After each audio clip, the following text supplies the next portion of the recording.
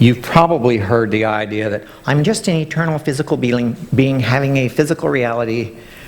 That's not biblical. There's a lot of mush, New Age stuff got into religion, especially in the West and in the East.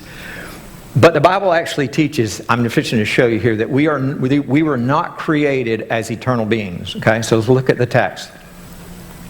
This is during creation. He's already formed a man, breathed into him the breath of life, and the man became a living soul. And out of the ground the Lord made to spring up every tree that's pleasant in the sight and is good for food. The tree of life was in the midst of the garden, and also the tree of the knowledge of good and evil. Okay? And God commanded the man, saying, you may freely eat of every tree in the garden, but you shall not eat of the tree of knowledge and good and evil. Now, here's the question. Could he still eat of the tree of life? Yes. He said, you can eat of everything, just don't eat of that mixed up tree that's the knowledge of good and evil. Don't eat that one.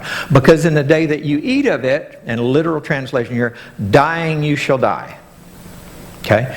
And so, if you think about that, when the only person here is Adam, the father of mankind, and he's there, and the Lord's there with him in the garden, and they're talking, and he's basically telling Adam, you are not an eternal being.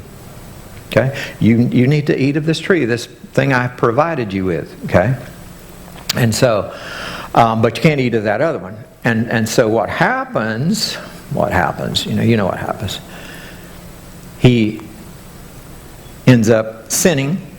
He ends up getting thrown out of the garden, and once he's thrown out of the garden, what happens? He can't have access to that. And why does God throw him out? Watch what it says. Then the Lord said, I have to throw him out, because lest he reach out his hand and take also the tree of life and eat it and live forever. As long as you have access to this tree of life, you're going to eat, you're going to live. Therefore God sent him out from the Garden of Eden. Now what's interesting here, you can see that process. And that the process of, and people get mixed up. They say, well, it said he was going to die that day and he didn't die. That's actually not what it says. It's just it doesn't make sense in English, so they don't translate it that way. But if you translate it literally what it says, it actually does make sense. Because Adam wasn't dying at all.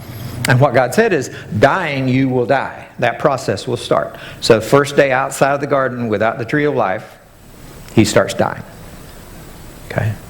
Now, some have said that the tree of life is actually the Word of God. Well, that's true, because it's the Word of God that gives life and sustains life in His breath, right? So that's true too, spiritually. But there was something physical here going on, and we're not worried about the details. Just the point is that without God, without the tree of life, we're in trouble. Okay? So that was the point there. Amen?